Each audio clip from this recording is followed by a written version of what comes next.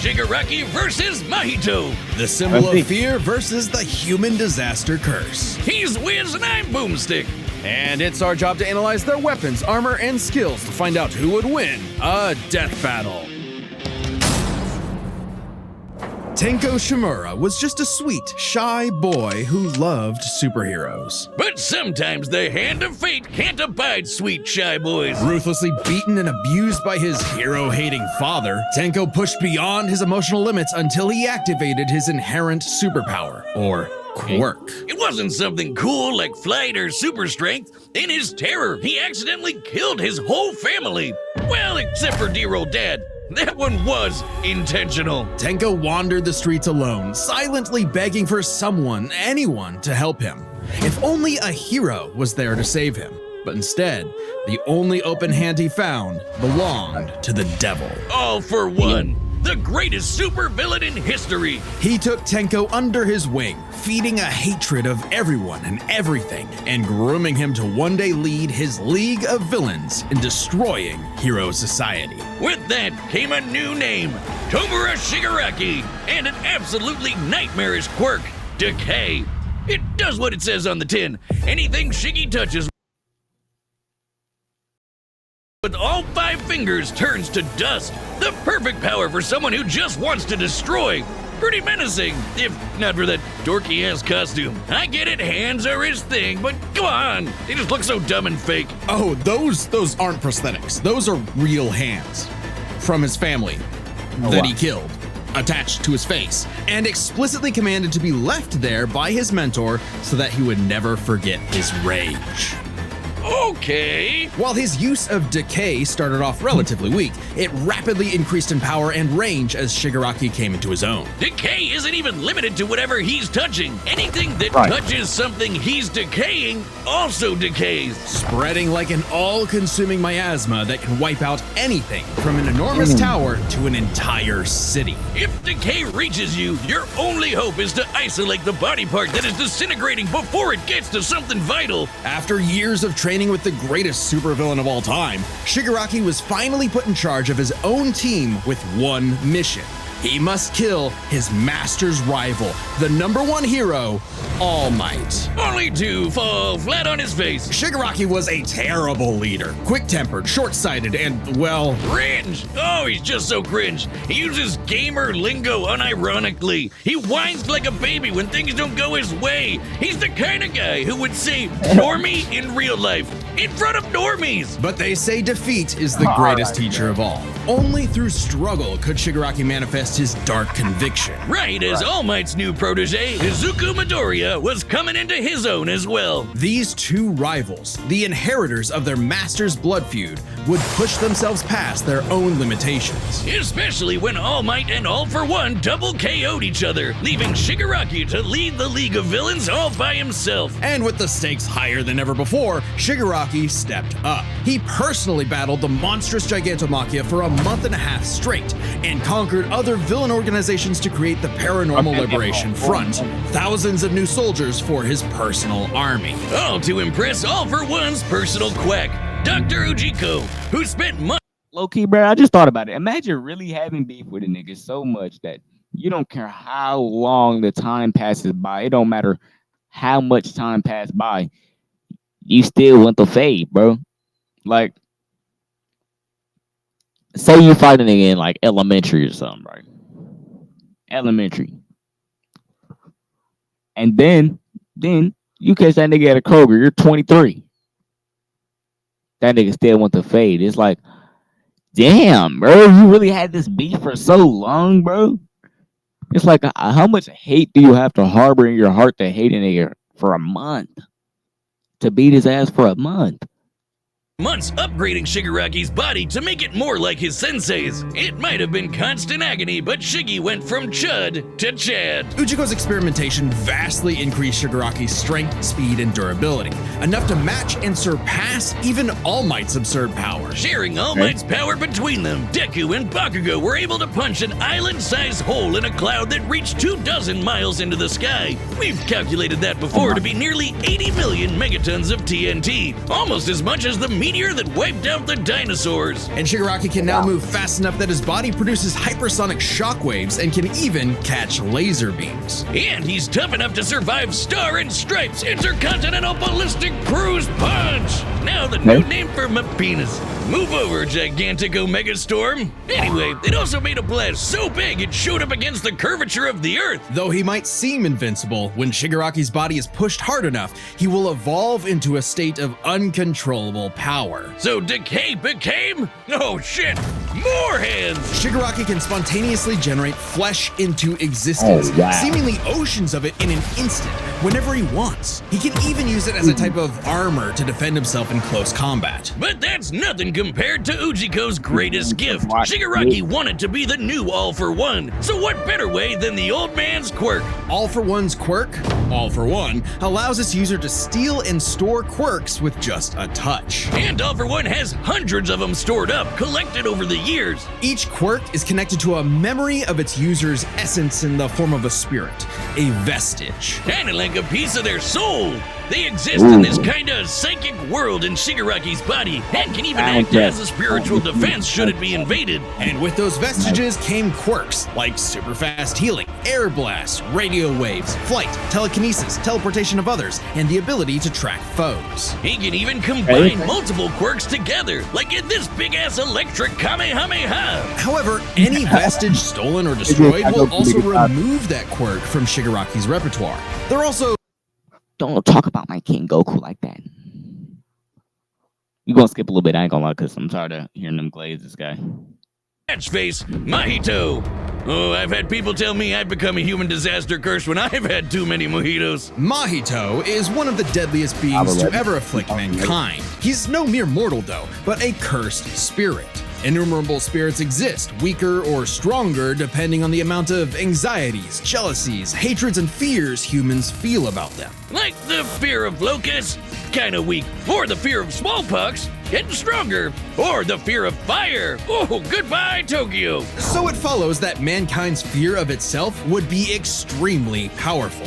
Those negative emotions manifest as Mahito, a being composed of cursed energy. It's basically like evil ki. Cursed energy can be used to make spirits way stronger, faster, and tougher than any normal human. And it's invisible, making curses like Mahito impossible for the untrained eye to see. Only a life or death situation can galvanize a normal person to see a cursed spirit. That also makes cursed spirits virtually immune to physical damage. They may be physically present in space, but can only be harmed by attacks that embody spirit matter like cursed energy. Which makes curses insanely hard to get rid of, like ghosts, cockroaches, or my ex. That's why you need a Jujutsu sorcerer to come in and Kaizen the shit out of them. They call it exorcism, but I like the way I said it better. Curses and sorcerers have battled each other for millennia, waging an endless war over the fate of humanity. Almost exclusively in Japan, though, for some reason. But Mahito is special. You see, most curses are basically dumb animals, but Mahito has so much cursed energy that it gave him sentience. So he was recruited by Kenjaku alongside other special grade disaster curses to wreak havoc upon the world. In fact, they made Mahito their leader. And even more frightening than intelligence and bloodlust, Mahito possessed philosophy. Perhaps informed by the tragic meaninglessness of interhuman conflict, Mahito is an existential nihilist, believing in nothing but his own will to power. It's a dog-eat-dog world, and Mahito is the wolf. Which also makes him kind of a goofball. If nothing matters, why not have fun with the slaughter? Really get your steps in. He loves to dig around and toy with your emotions like a cartoon character before slitting your throat. An appropriate analogy considering his curse technique, idol transfiguration. Using his cursed energy, Mahito can control anyone's soul with just a touch, including his own. In fact, he's so good at manipulating his own soul that you can't even kill the bastard without directly targeting it. In Jujutsu Kaisen, the soul and the body share an immutable connection. Whatever happens to the former affects the latter. This lets Mahito squash, stretch, and shape-shift his body into literally anything he wants, like Play-Doh. He can turn his limbs into blades or clubs, grow wings like a bird or fins like a fish, reform his body around injuries, or even create clones. Curse users are naturally unharmed by their own ability. Should he touch a human, though, his alterations to their body are instantly fatal. And since he's attacking your soul, those physical wounds are gonna be impossible to heal. Even if his alteration isn't directly fatal, the human body won't last more than a few moments in a transfigured state. All that with one touch! God, I thought herpes was bad. His powers mean Mahito treats humans as effectively disposable dolls that he can gleefully experiment on. The more casualties, the better, especially if he gets to break your spirit first and watch you suffer. Even more twisted is when he combines two transfigured humans together for soul multiplicity, essentially a giant torrent of body horror flesh that he repels at an opponent. Ugh. Mahito is unbelievably creative with his application of idle transfiguration, and despite being a newborn curse, consistently keeps experienced sorcerers on the back foot. It helps that he's a quick study who's picked up a number of different curse techniques, like the Black Flash. By applying cursed energy within 1 microsecond of an impact with an enemy, space itself will distort, exponentially amplifying its force by a factor of 2.5. Not only does this hurt like a mother, it restores your curse technique and gets you fully in the zone. And would require reflexes moving nearly 1,000 times the speed of sound. It's no surprise then that Mahito also unlocked the pinnacle of sorcerer techniques, the Domain Expansion. Oh shit! More hands! A domain is like a barrier of cursed energy, but if you're caught inside, Mahito can use idle transfiguration instantly without even needing to touch you. It's called the self-embodiment of perfection, the ultimate expression of Mahito's absolute control over his victim's body and soul. The only time it ever failed was against the student sorcerer and Mahito's archenemy, Yuji Itadori. Because not only was Yuji a barf-inducing goody little two-shoes who believed in the inalienable rights of all living things, blah, blah, blah, he also had a curse inside of him. The king of curses, Sukuna. Which meant Mahito's ability affected both souls in Yuji's body. Sukuna didn't like that. No surprise, and kicked Mahito's ass, forcing Patchface to fight with a handicap whenever facing his pink-haired menace. Yuji's belief in the value of human life flew directly in the face of the world that Mahito knew to be cruel and meaningless. So he made it his mission to crush Yuji's spirit before killing him, murdering his friends, defiling their corpses, and brutally battering him before going in for the kill. And he's got the strength to do it. Mahito's one of the most powerful curses in the world, and his growth is exponential. Fellow disaster curse Jogo was able to summon a massive meteor capable of reducing the city of Shibuya to ash. That'd take an energy of over 800 kilotons of TNT. And Mahito can take as good as he can give, especially when, in the throes of struggle against Yuji, he evolved, unlocking a vastly more powerful form, the instant body of distorted killing. Complete with armored exoskeleton and arm blades, this was a taste of the almighty curse Mahito was growing into, a true blight on all mankind. It wouldn't last. In a bitter battle of resolve, Yuji won out. In a dog-eat-dog world, there was now a bigger wolf. So he tucked tail and ran away like a bitch. And what do you know? Life suddenly became a whole lot more meaningful the second it looked like it was about to end. All that gleeful nihilism, just a bitter hypocrisy in the end. For him, maybe, but Mahito found a convert in his archenemy. After a battle that wiped out thousands of innocent people, Yuji's youthful spirit was gone. The only thing left that mattered was exorcising this curse. In a way, that was Mahito's final victory, the destruction of another human being's soul. He may not have been around to see it, but the curse Mahito inflicted on the world would bring it to its knees. Hey, do you see that join button? Yeah, that one. That's your ticket to being us. All right, the combatants are set, and we've run the data through all possibilities. It's time for a death battle! Go!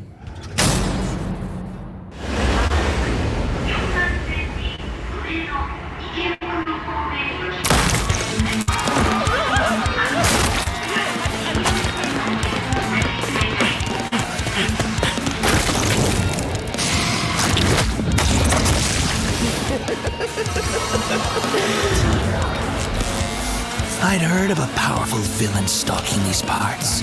My organization is going to tear this putrid world down around us. We could use a freak of your talents. Little old me. Do I want to be king of the social rejects? How about I bring him your head instead? Fine by me. Let's call this your audition. Sick'em.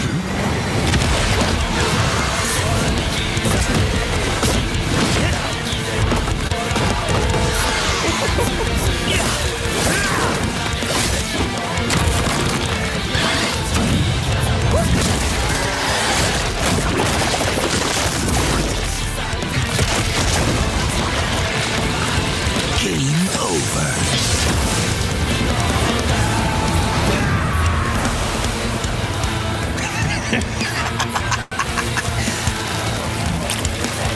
Did you actually just say that?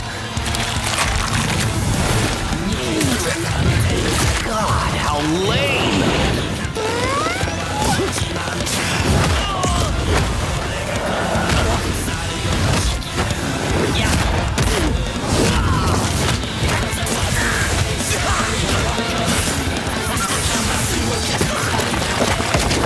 Audition over. Did I get the part?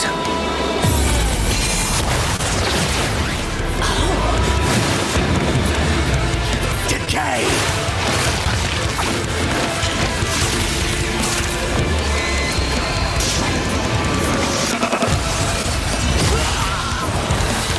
What a rust! Anyway.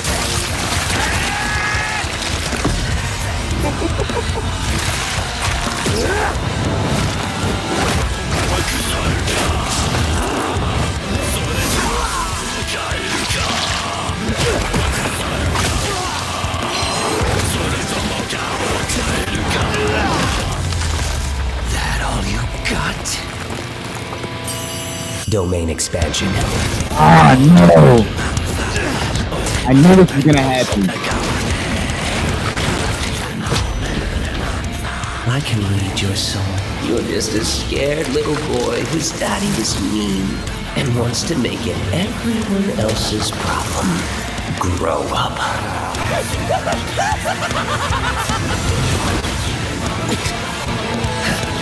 Oh, never mind. Hands off my masterpiece.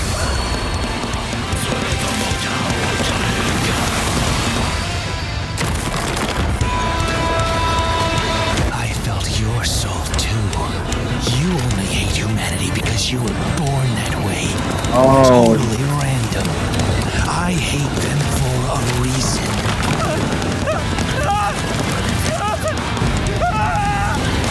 You grow up.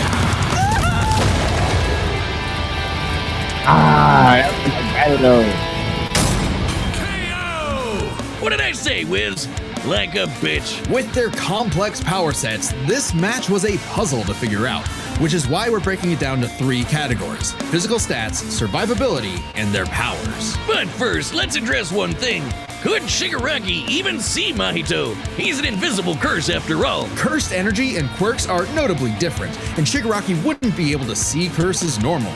However, even regular humans can spontaneously develop the ability to see curses in life and death scenarios. And with the Search quirk, Shigaraki would have had no problem tracking it. So seeing Mahito wouldn't have been an issue. With that out of the way, we can jump into their stats. This was no contest. Despite the disaster curses being able to destroy entire cities with their cursed energy, Shigaraki scaling to Deku and Bakugo meant he was calculably millions of times stronger. He was faster too, considering he could react to light beams, while Mahito's Black Flash capped out at nearly 1,000 times the speed of sound. Nothing to scoff at, but Shiggy was thousands of times faster. Shigaraki takes stats. But survivability was a little trickier to figure out. Yep, in terms of raw durability, Shigaraki was a lot tougher, and his ability to generate new flesh meant that he could heal any wounds he might receive super easy. yeah. However, Mahito is a curse and is immune to the kind of overwhelming physical damage Shigaraki could dish out.